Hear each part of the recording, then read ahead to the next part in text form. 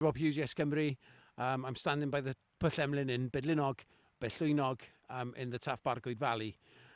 Just up above us here is a railway line, the Taff Bargoed railway line, which up until recently has been used for transporting coal from the open cast at Foss of Ran. It hasn't transported passengers for a long time. So we're going to talk about that now. Here we are on the site of Bydlynog Station, where people would have travelled down to Cardiff, up to Cae Harris in Merthyr. Now we're in a situation, like many valleys villages, where public transport is a rare thing. For example, there's no public transport, buses or anything here on a Sunday. Here I am facing the line down towards Cardiff.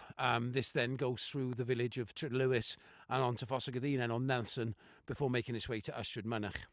This is a really important line, not just for the people of these villages in Taff Bargoed, but also for everybody in the valleys, because this gives us an opportunity to link up the valleys with a train from Caerphilly to Merthyr and with a small shuttle bus to Pentre Bach to link Aberdare and the Rhondda Pontypridd with Caerphilly and Merthyr as well. But we're not the priority.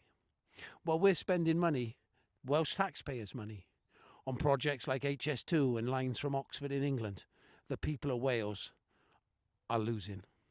And we're going to continue to lose until we have the powers to run things like our own railway network. And those powers are only going to come through independence. That's why this line is so important. And that's why we need independence to make decisions which benefit people in Wales.